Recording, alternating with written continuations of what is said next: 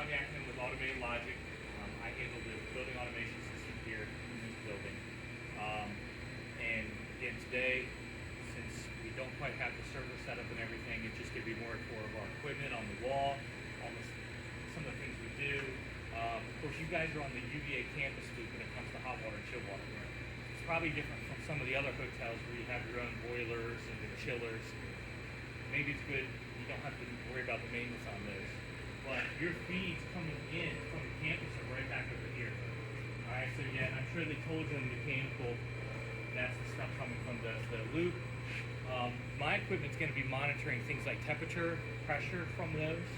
Alright, I have a big valve right up here. It's a big energy valve. That's actually modulating the hot water system to maintain a discharge air, or not discharge air, but a water temperature, leaving water temperature for hot water going into the building. So my system, as this water comes in, I'm kind of controlling it, maintaining pressure through various gauge pressure sensors, and then also way at the very end at ERU1, far end of the building, I've got a pressure sensor. Two, one for hot water, one for chill water, that these pumps modulate their speed for to maintain end of line pressure.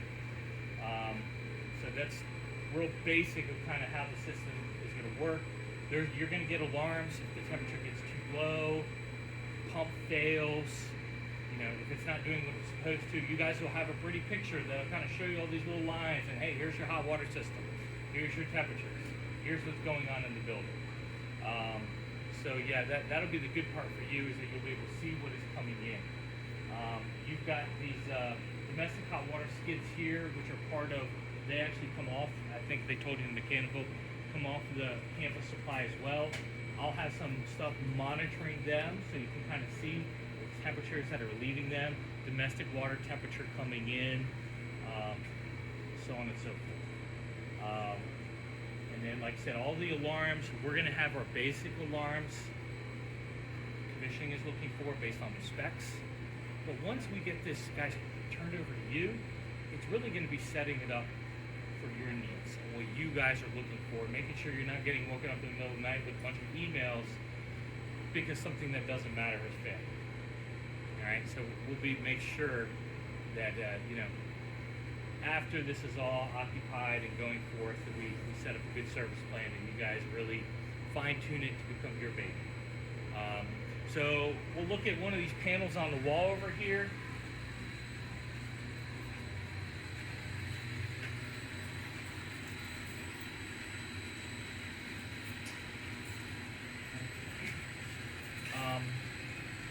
This is one of our bigger controllers. You're going to see this particular style in many different places. DC power supplies, 24-volt AC power supplies. We've got a switch in here where if you flip that, power turns off to everything. Do any of you guys have electronic or experience? I know you guys said maintenance. You have some electronics and stuff like that. Yep. So it's inputs and outputs really in our system, right? We've got temperature sensor, pressure sensors. Everything here is basically dealing with low voltage, 12, 24 volts AC, DC, stuff like that. Of course, we've got high voltage coming into our transformers. But a lot, and then we've got it's BACnet communication going between a bunch of the equipment. We've got Ethernet backbones that are going to some of the gateway panels, which I'll show you guys in a little bit. But this being our hot water, chill water system, controller is on what we call the ArcNet in this building, one of our RS-45 communication trunks. When we have drawings and everything, I'll be able to show you guys, hey, this is our communication trunk. It goes from here, so on and so forth. But yeah, it just communicates through this little wire to these devices, and then picks up all the information, displays on a nice little pretty graphic for you guys, and does everything you need to know. I also have some HOA switches in here, which at some point we'll be able to show you, like, hey, in a pinch, something goes stupid, you can't see anything going on, pump's not running, you'll be able to come in here, look at the drawings, it says output such and such, flip it from auto to hands, and get a pump running. Eventually vary the speed. There's some emergency measures that could be taken. Go over some of that stuff with you. But then there's also some things in here, like these switches here, we don't want to touch because they set up the outputs and you could potentially pry an output by flipping the wrong position. Lots of good stuff like that. So, but anyway, that's our hot water, chill water system panel. Hot water system. We have another control panel over there. That's the chill water one. A little bit different type of controller. Care about that. Most UVA campus systems are looking between 160 and 140 degree water temperature coming in. They want us to maintain that value through that valve up there. Now, the system was initially designed to have this thing called a TRV, a temperature reducing valve. In the event that our valve failed, it would maintain 165 degree water temperature. They removed that from the system when they realized, I guess, that this wasn't going to be on the campus BAS. They still kept this in there. So this guy is supposed to be set up to go off at 163 degrees to let you know that my valve has failed and we are now working off the TRV. What is saying 115? That's what it's currently saying the water temperature is. It actually will tell you what the water temperature is, but the alarm is set at 163 degrees. This really, you guys would probably be able to set this up. We could probably change the state to be more of a low-level alarm. Hey, I want to make sure it never drops below this level. That's going to be more useful to you guys in the coming months than making sure it doesn't exceed 163 degrees, because I haven't even seen the water temperature that high coming from the campus. And the guys at the other facility from UVA told me, good luck getting 145 degree water, let alone 165 degree water. Yeah. So that's what that is. It's just meeting. It's meeting the checklist that we need for now. But like I said, when we get to fine tune all this stuff for y'all's needs, once commissioning and engineering is out of the way, we'll change that. But we'll head over this other panel real quick and stuff. This guy's made more for single-use equipment. We didn't need that many points on a chill water system. So again, it's inputs coming in, it's outputs leaving. I've got some HOA switches, and same thing, 120 coming into transformers, DC power supply, power up certain things on it. That's really about it. Nothing too fancy, but we tried to make it clean. We still got to make the final pass. Eventually, get you guys some drawings in here once it's all wrapped up. All right. So the air handler right here. This is one of our single zone units. I think they told you about that feeds the kitchen in here. Right. Biggest thing for you guys. Did they go over the free stats at all? A little bit. So there's two different type of free stats that we have here in this facility, and these are important because you guys might have, if it gets too cold, something happens, you're going to be having to reset these things. Now, because they had to be in a particular area that the guys could not fit into inside this air handler, this style is a probe style. There's a long probe in there that measures the air, and then there's a little dial in here. A little dial right there, and currently there's a little diagram. It's set at 38 degrees based on that dial position. All right. This device is powered. It goes back to a latching relay inside our panel over there, and you see that red button on the door. So in the event that you saw on the graphic, this thing was in freeze alarm, it shut down. If the alarm had cleared from this, you'll be able to go in and push that red button. It'll reset the latching relay, and then the unit will be able to take off. So we really don't need to go in there? You won't even need to go in there unless, for some reason, it can't reset, and you might have to do some crazy troubleshooting as to, did one fail? Is it still too cold in there? Because they won't reset if the freeze condition is still active. But in the event of a freeze, my valves override open. Just fail to the open state, so it should be really warm enough. Hot water and chill water will open up to make sure the water does not freeze. All right, that's part of the freeze protection. All right, since they're doing commissioning over here, we'll head down to air handler 3, and we'll go over some more of the equipment on that air handler. All right, so that's our panel in here. It's going to look similar to some of the other panels. This is a different style of freeze stat. We could actually fit into this door. Therefore, we're able to get in there and string these sensors back and forth. In the event that they trip, there's just a little reset button, okay? Okay. Now, if they do trip, let me get into here, show you guys one tool. We have this device called a safety relay board, okay? It's right here. All right, so it has got things on it like there's pressure safeties, there's low temperature alarm, there is smoke detectors, okay? If any one of those safeties just goes off, you'll actually see a little red light. So if this low temp alarm went off, this little light would light up. This unit would shut down and go to its position. So if this unit is running and you see that it has stopped, maybe you don't have the computer system up, you don't know why, this would be a good place to come and see if any of those red lights are on. Okay. Because that would indicate a safety stop, and most likely something has occurred that has to be reset before this unit will be able to take it back off. All right, so yeah, they're on most every air handler. You'll have one of these boards. Okay. And it has power that leaves it, that goes to the safety relays on the VFDs, and then it also breaks power going to some of the outputs. So there's a bunch of redundancy when it comes to breaking power and stopping things that need to be stopped during those conditions. Why is the one light on? This is a power light. If you see it go down, I don't think they're doing anything on this. So let's say the freeze stat went off. Everything shut down. Okay. The dampers are closing. The valves are opening up. Everything's going to its failed state. That's what you're looking for. That's the alarm condition. Okay. So the big main relay, that's this relay. It then actually closes this output that comes to me as an input to let me know it's in freeze alarm.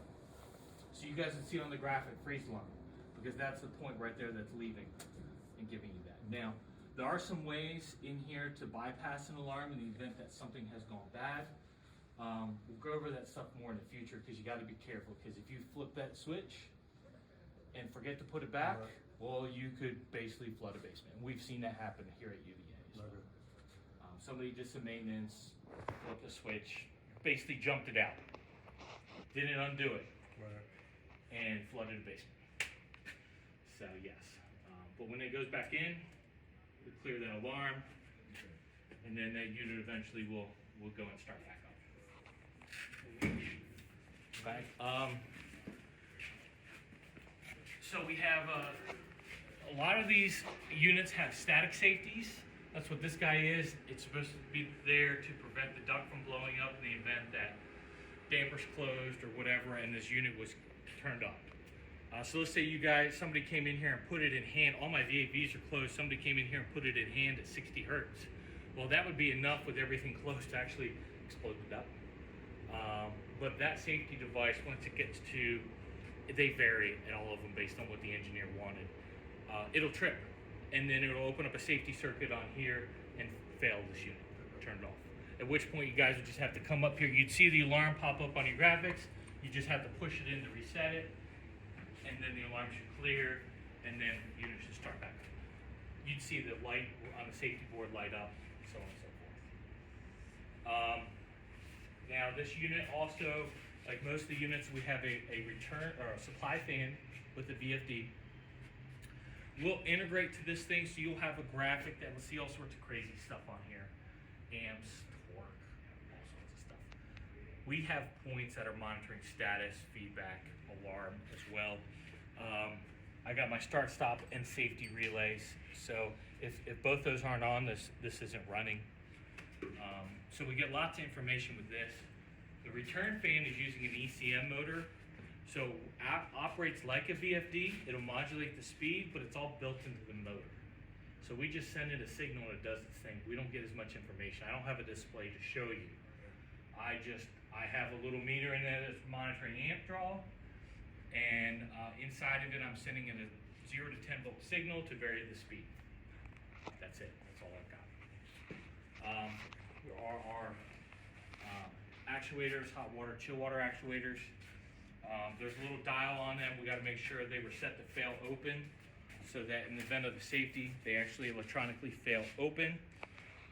If this thing were in the future, let's say this becomes a brick, whatever, something went wrong, you don't have a green power light on here, but the unit's running and you need heating or you need cooling, there's a clutch right here. You could actually push this guy in and manually adjust that.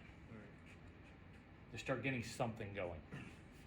You release that when there's power, it's gonna go back to its commanded position. Okay, if there's no power on it, you push that in, you move that, it doesn't move. It doesn't stay, once the battery in here drains. Now, preventative on something like that, are we just exercising those valves in there? It's gonna keep exercising. I mean, It's gonna do it basically by we're just, itself, right? yeah, it's gonna do its thing. The biggest thing is just to make sure the unit is maintaining its set points. If it's not maintaining its set point, if you got the hot water valve or the chill water valve and it says 100%, but you're not seeing something happening on the corresponding temperature sensors, you know there's either the pumps aren't running, there's no water flow coming in the building, or is the valve even open? That's the closed position. Open would be in parallel. Okay? These are also fancy valves. I don't control these off a position. They've got a flow meter attached to them. So when I say 100%, it's 100% of design flow. This one might be, it might be like 15 GPM. And then, so basically I'm varying the flow. So they respond very slowly because they're actually maintaining a GPM value.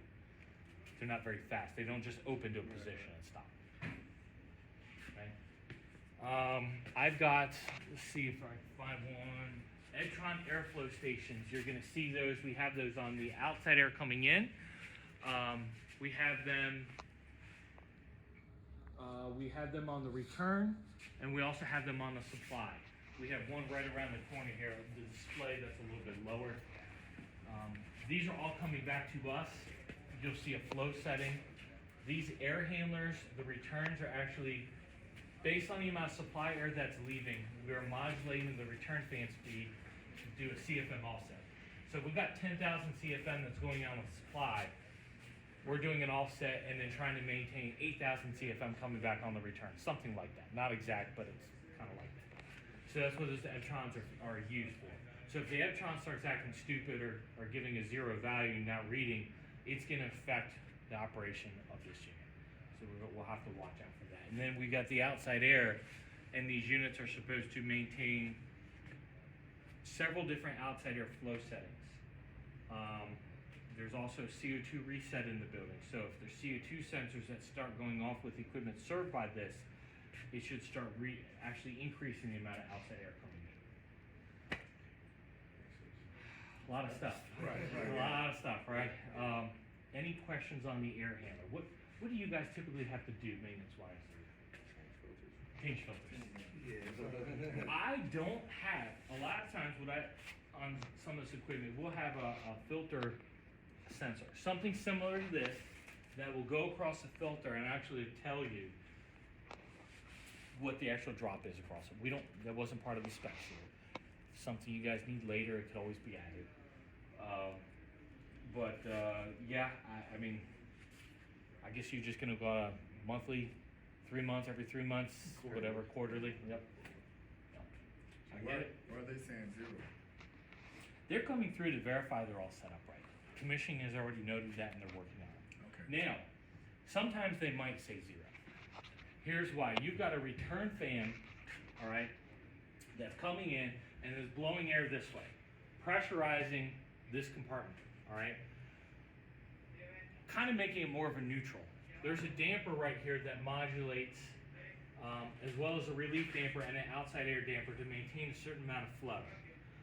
But if it's not in economizer mode, 100% economizer, which means the return damper is open some, that return fan actually helps the supply fan. It's sending air in. It's making it easier for the air to come here, which means there's not much static right here. If there isn't much static right here, you're not going to have a lot of static pressure drop.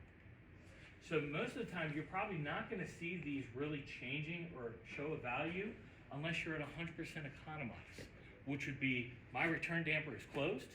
I'm 100% outside air coming in, so that supply fan is now having to pull all the air through here. It's not having any help from the return fan. That's when you're going to really see those gauges show a value. All right, Can we look at one of those? one of these gauges. No, look at one of those little solid.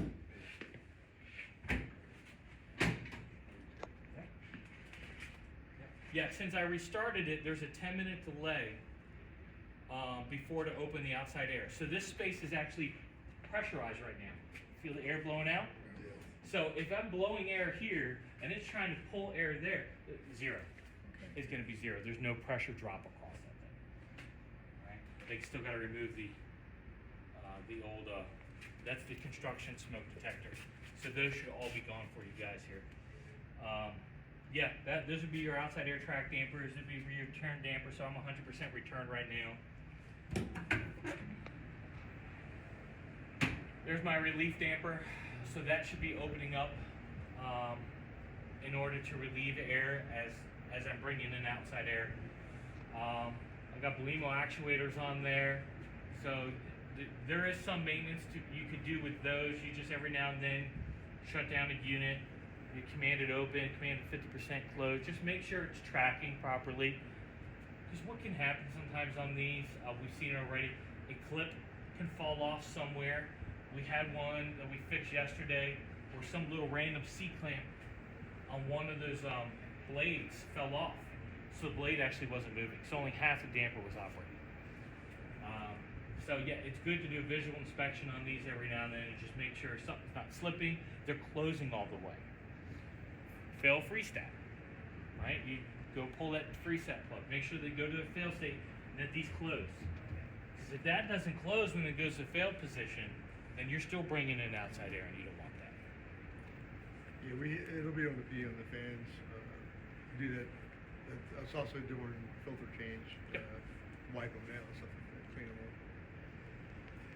Exactly. Good stuff. Anything else you wanted to see in here? Good? All right.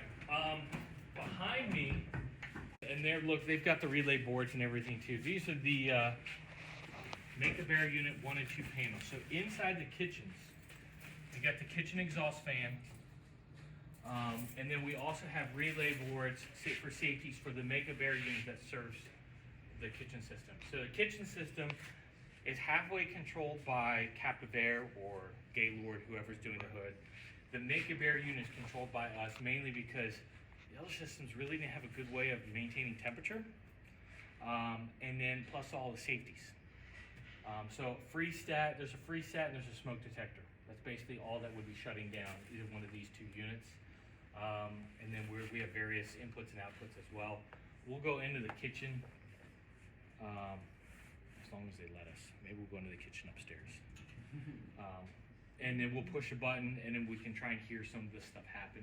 But essentially when they go and they hit the button up on the Captive Air system or the Gaylord, the first thing that happens is it sends a signal to me to let me know, hey, it's commanded on. Then at that point, I command the MAU on, which the first thing it does is open up the outside air damper. It takes like 60 seconds. Once that opens, you see status the damper is open, then it allows the signal to go to the Make a Bear unit to then run to its desired speed, and then it'll modulate the valves to maintain whatever the discharge air set point's supposed to be. Not too much with that, but it was a lot of fun to do. All sorts of drama.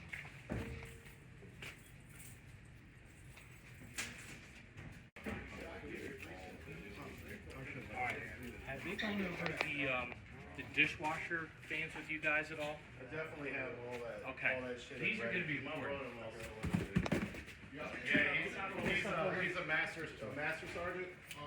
So, and he's hit them all. You see the lines coming down? Yeah. That's the dishwasher. You're fine, guys. That's the dish where the exhaust fan is actually sucking up from.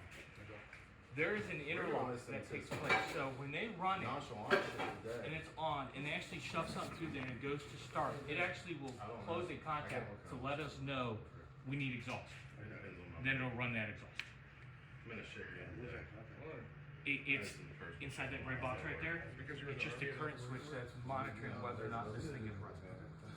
And and then so like simplify. So then we turn on the exhaust fan and that's it. How do you say Worldwide. How do you say Now, yeah, so, and then when I show you the system, it'll probably make a little bit more sense, but you've got one down here, and then you've got one upstairs in the other kitchen, and that's how they're supposed to work. So, if a freeze stat were to occur, you guys would have to get a ladder, get above the ceiling over there to push that button, okay? I try to do something to help. in here though, right? It's in here, yes, it's about, one's above the ceiling over there, one's above the ceiling over here. I tried to do some stuff to help you guys with that because the sequence was I come in here and I hit the fan button, all right? It goes through the steps and starts doing what it's supposed to do. Well, yesterday the alarm was off. The gas was one with the fans running. Oh, yeah, so there's some stuff that can happen and it can go into a lot. It's got its own sequencing that I'm sure the captive people would go through with you guys. Thanks for the gas. Yeah, exactly. Yeah, definitely. But, so I put in the sequence, let's say it's a really cold day. This is 100% outside air. If you go and hit that button, then Make-A-Bear starts opening up the damper, then turns on the fan. I'm gonna trip a freeze stat almost instantly.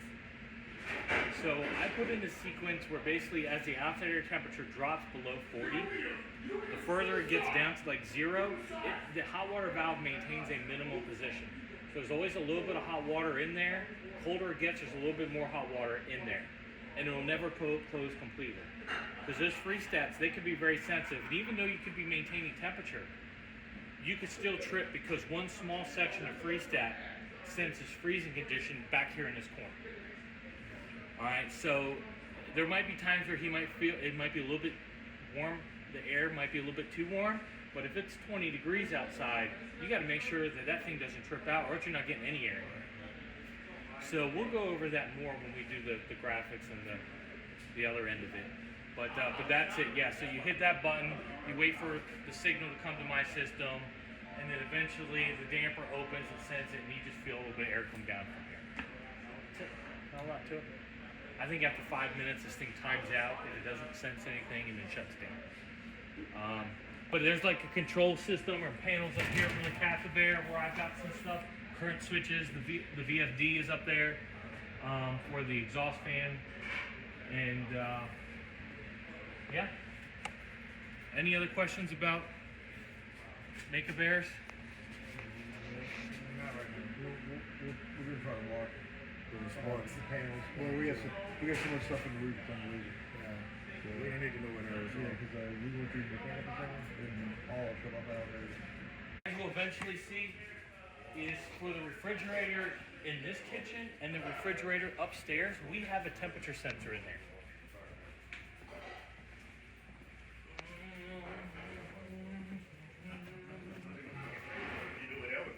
Let's see if I can even open this.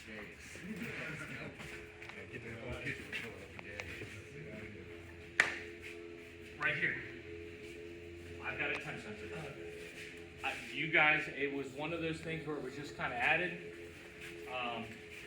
But you guys, that would be a nice alarm for y'all to set. Right, in the event that something fails in here, temperature, people aren't in here, yeah, you'll be able to adjust that to do whatever. So I just want to show you, but one in each one of the refrigerators. I don't have one in the refrigerator. Let me go show you where the main gateway panel is for down here, because in the event there's two gateways, Ethernet gateways in this place. One is upstairs in the penthouses, and one is down here by air handlers 7 and 9. In the event that, let's say you go to the ground, you can't see anything on the first or second floor. The first thing I would say to do would go down to this panel. One, make sure it's on. You got blinky lights, and then 2, make sure that you got an Ethernet connectivity. And because a lot of times either IT decides to do something, power gets flipped off. I mean, you name it. There's all sorts of things that can happen.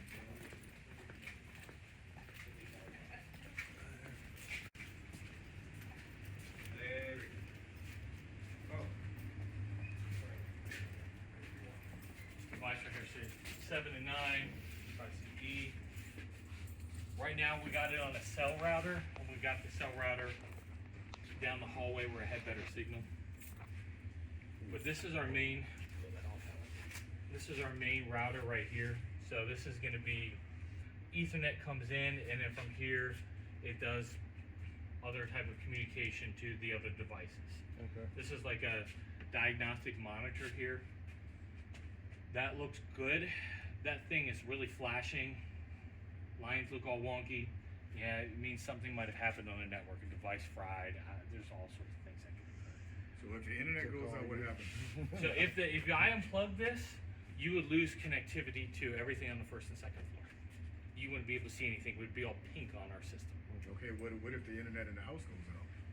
So if what this is connected to, if that goes out and it has no connectivity to the wherever the server's at, yes, same thing would show that. You would lose connection to everything here in this building.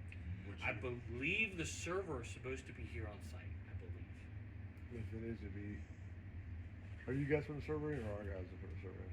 I think your guys are putting the server and then we're getting the software. So that'd be Mark and Mark Taylor. So Tidman. in the event, let's say there's no outside connectivity internet. So you guys, maybe you're off site and if there's still an intranet going on, then you could still technically from in here work or go to the server, maybe get on directly to the server. I don't know what the server is going to look like. Okay.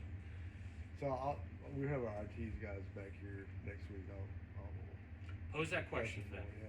'Cause I know today the power's going to be down. Oh, it is? Power will be down for administration. Yeah, most of the first floor down here. Yeah, Good to know. power and possibly the internet. Good to know. Yeah. And what time is that roughly? Between 12:15, 12:45. Yeah. Yeah. it's So everybody probably- take a long lunch. I guess. Yeah. Let it boot itself back up. Yep. Yeah, because that's good to know. The other thing, you guys have a backup generator. We're not monitoring it, but it's pointless for us to monitor it because none of the stuff's on emergency power. Okay. So if power does go down, I don't know what all the systems are that are on So if power. we have power out, stuff like that, I'll notify you guys. Yeah, you won't be able to see a thing, Yeah. and there's until power is restored, and then everything should come right back. All right, I'm saying if we are, I know power's going to take it. Oh, down. yeah, Should I yeah. notify you guys as well? Just Jordan. Jordan. It should go to Jordan. They should know, and then they should be passing it down to us. But they're not going to be here first. I'm talking about after the Oh, construction. after construction. Yeah. Yeah. While we're under warranty or whatever, it's Okay, always good okay. to know. In case we start getting calls. Now, that does come up, like, will all the calls be coming through you before they get to us for service? Oh, yeah. Don't know yet. Yeah. Most likely. If we start getting the front desk ringing us saying, Nah, we don't have power, it'll be and me. It'll be me. Everybody in the was going to be calling. So again, this is an important power panel. I can't tell you how many times I've come to UVA after a thunderstorm because they couldn't see a building and walked in and they had surge protectors and little mini UPSs. And the issue was there's no blinky lights. Yeah. Nothing was on. I had to push the reset on the surge protector, whatever, and then it all came on. They had nobody available. I'd have to drive hours. Did we have to a come out reset here. on this? There is no surge Okay. protector on here. They've started doing away with that because it became more of a maintenance nightmare. Yeah, no, I think so. Maintaining batteries and stuff like that. So yeah. So there's no way for us to reset that if it happens. I mean, hopefully there is reset on the AC power here. So if that thing is popped out, but that would typically have been a short would have occurred Jesus. on this side, on the low voltage side, which could have fried something. I mean, there's all sorts of stuff that could happen. There is a power switch on this guy too, so you could always check and make sure that, Yeah, that especially should if this never is be turned warm. I think. I mean, that would only get turned off if somebody physically turned it Yes, off. exactly. Yeah. So if you see this Yeah. thing is on, Yeah. but this thing is off, you gotta be like, did somebody really mess with you guys? Sabotage? You know, is this plugged in all the way? We've had that happen before too, where it looks like it's plugged in, Right. but it isn't. And also you just go click, and everything comes back. And our and you're power like, feed from to this goes from. LC 4042. I'll make sure this things get labeled. That label Yeah. stays on there. Yeah, So, yeah, it's right starting to away. wear Yeah, off man. a little bit. I know. Yeah, that's always good to know in case you got to do some sort. We try and have a switch in here, we like that, cause the event we need to add something, we Yeah, like being able to easy to flip can- power, yeah, add our stuff, and makes then sense. flip it back on. So, yep. Any other questions you guys have? Are we gonna get tags for those, or we the boxes over here, the electrical box? I don't know. I don't know what they're doing on the electrical boxes. I'll bring it up. I don't know what the spec says for the electrician on that stuff. I think it'd be a tag on that too. Tell us where it goes to. All the electrical Yeah. companies are different with what their standard is, but yes, the spec should show one thing or another. So, let's see. The elevators, in all the elevator pits, we actually have a float switch. So, if there's water, if water gets up past a certain level, it's supposed to flip. We haven't, of course, tested all those yet. We'll be testing that with commissioning, but that'll be another alarm we'll set up for you guys. Because that might be kind of important if all of a sudden that alarm starts going off at some point, because water shouldn't be getting in. No. When is commissioning for you guys? We're in the middle of it now. Yeah, okay. We're doing it now. That's what those guys are doing over here down the hall. At this point, I'd say probably we head up to the penthouse. Yep. See that large equipment up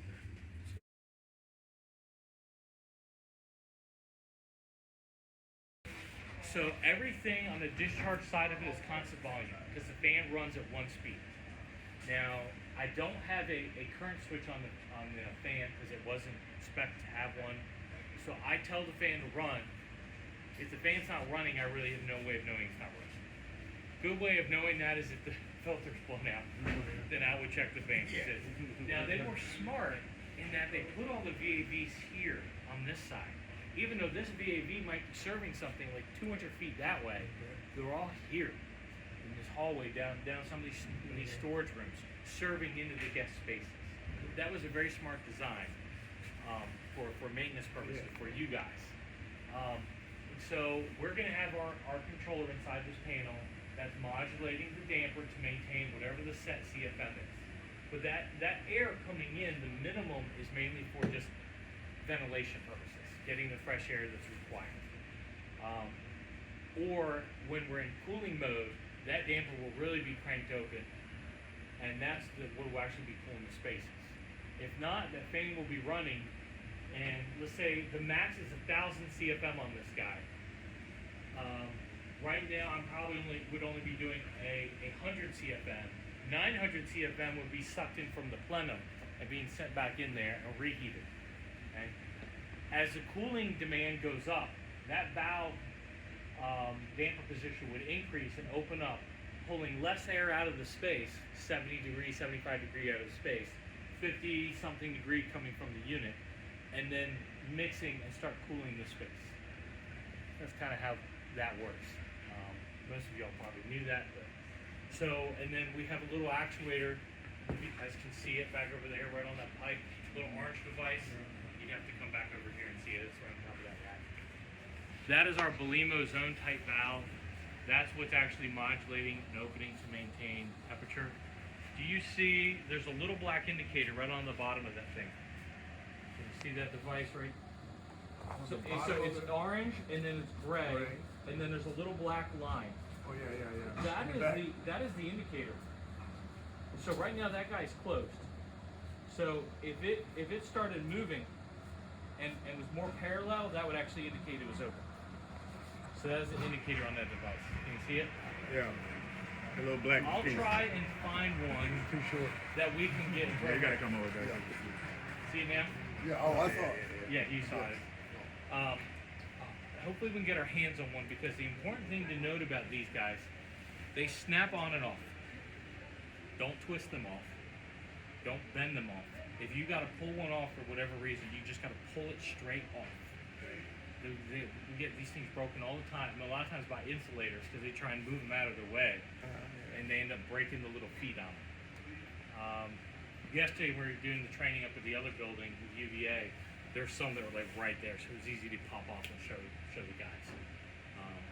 But yeah, so if the event like you need heat, the valve's 100% open, and but you're not seeing a rise in temperature like you should, should be 90-something degrees and you're not seeing it, I would come down, make sure the indicator said open.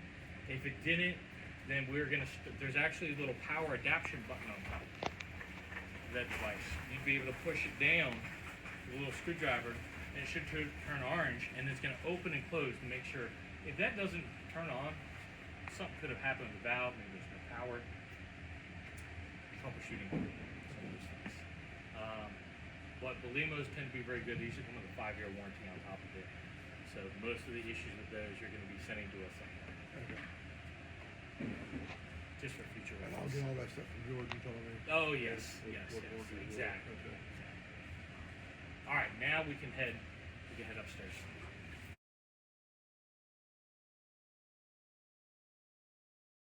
Above our heads here. Some of them are tight to get to everything. Like Okay. there's little access doors. This is our space temp sensor. You can actually see the current temperature. You can actually see the heating set point and the cooling set point. And then you can adjust this thing. Let's say -2, it'll go up to +2. Yeah, I hate that. You can adjust that to ever. We could also do different things with the screen to just display a value. Okay. There's a I don't want hospitality people, mode. we don't There's- want people touching it, that's what I'm gonna say. the That's specs open. called for a display. Yeah, So we had to provide a display. Now, we can, for some of your office, we could do everything. Your office places, they could have ±5 degrees, right. right? They could play with it.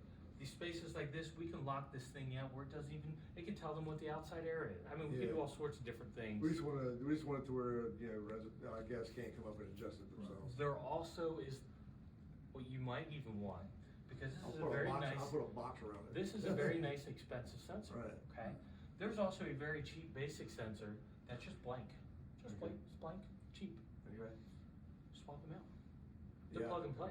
Right, yeah. And that way you hold on to this as a spare part, and you're just putting in a cheap sensor here, because you just need to know the temperature. They don't need to push a button or anything. Right, okay. So, yeah, I'm gonna play with that. Oh, I know.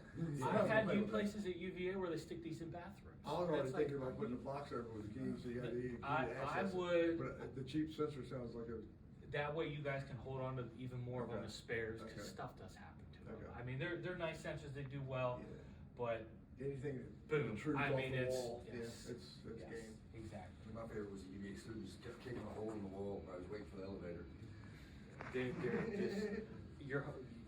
I'm hoping you don't quite have that issue here, but you do have a bunch of bars downstairs that are going in, so. Right. This isn't mine, this was provided by Mechanical, but I have communication to it. Okay. I can see various You points. should see the If it's electrical alarm. box they put for the dishwasher. Oh, it's a insane. box panel, I mean, It's insane. it's more expensive than a dishwasher. So yeah, we'll be able to see if this guy's an alarm, if it's running, when it's running, all that stuff. So You yeah, got a manual controller there too. yeah, it's Just leave it on. over. Yeah, it's all. Fireplace exhaust fans. All right, I am monitoring the fireplace exhaust fans. Alright, this is for the fireplace. Fireplace, It just yes. got put together. It's been running here Yes. for- So you go down to the fireplaces. There's 2 switches. I think one does the LED lights. Yeah. One turns this fan. You flip that on, turns the fan on, and eventually turns the flame on. Okay, So it doesn't work automatic. So the one is, so the fan and the gas is on one switch. It looks like it. It looks to be Okay, that. because I got training on that, none of it worked. The guys, he had no clue why it wasn't working. I was like, why are you here? Remember that? Which one? The internal one or the one on the outside? The one on the outside. Yeah, because it worked just fine the other day. We were testing it. Alright, Who knows? okay. Who knows? But I'm taking those, I'm gonna cover those up. Yep. too. So we have a relay down here that's actually monitoring the voltage. Okay. So 120 volts. If there's 120 volts that comes up here, that relay light will be on. Tell us a signal that it's being commanded on. At which point we have a current switch in there that actually monitors whether it's running. So that way we can produce an alarm in the event that that is on, but that is not. You think some of that would have been underneath the fire training too? The fireplace training? Not this. No. Well, I this. mean, Some of it, how this exhaust fan works, when it gets that will be, but I'm just letting you know I've got a status and a command value, so I can generate an alarm in the event that it's commanded but it's not running. okay. Now, Awesome. hopefully the fireplace doesn't run if the fan doesn't come on. Right, exactly. I can't tell you if that's the case, or Yeah, not, for but sure. we're monitoring. Okay. I do nothing with unit heaters. They're all little thermostats on the side.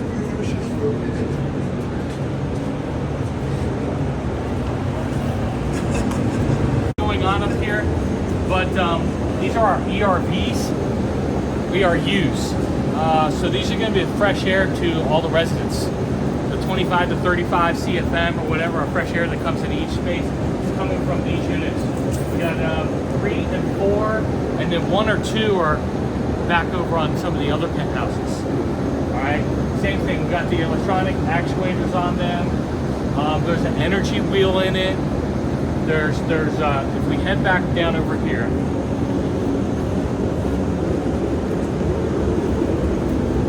How these are supposed to work is, and this guy is completely open right now. When it's commanded on, it sends a signal to these dampers. This damper, and then there's another one right down over there. They have to drive open. When they drive open completely, there's an end switch on it. One to tell us if it's open, another one that actually breaks the speed signal going to the fan. So if this guy's completely open, the speed signal won't make it to the fan to actually turn it on and run it. Okay? But it's part of the safety of making sure the fan can't run unless the damper's open. So if you go to command this thing on, and it's not running, start here, make sure this thing is physically open. Alright?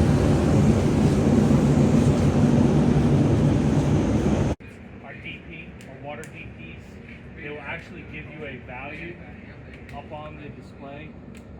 This one we're still waiting some other verification. It's not reading quite right. But and this is your end of line bypass valve. So this is chilled water. That one's hot water. So these guys actually send a signal back to the system to let us know what our DP is, and that's what modulates the speed on the pumps. This is cold. This is cold. Yep.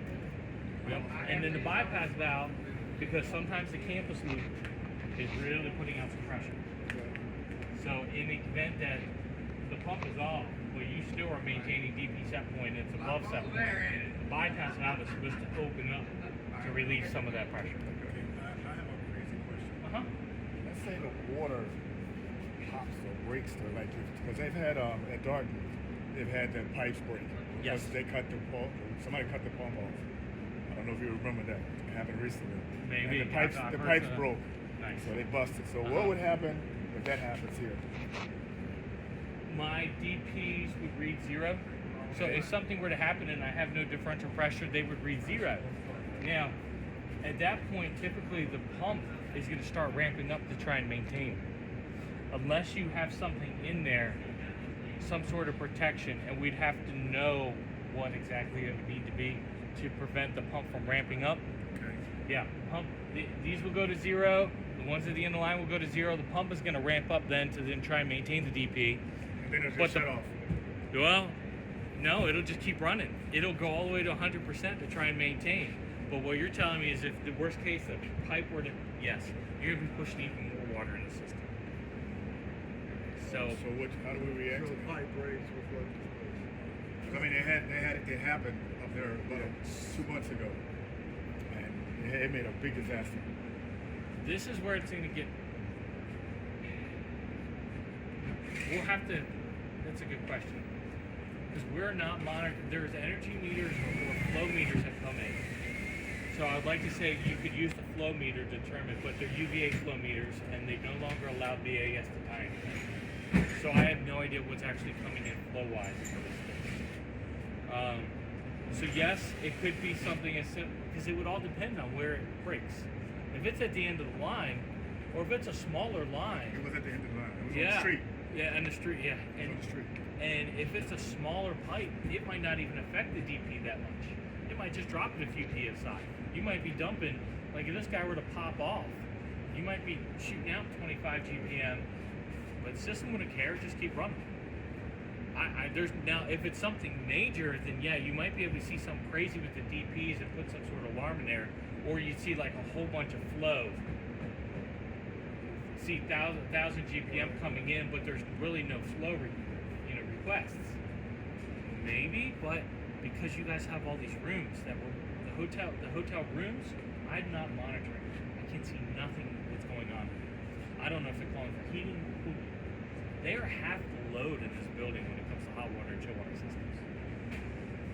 So there's a, yeah. Other than trying to put water sensors in certain areas in hopes that you might catch something. So there's no way for us to track a room if something goes wrong. Hotel room, no. Now, ICOM, there's an ICOM system in there, and I don't know what your interface is going to be to that ICOM system. There's supposed to be some sort of way for you guys to verify, but it won't be through my system as of yet.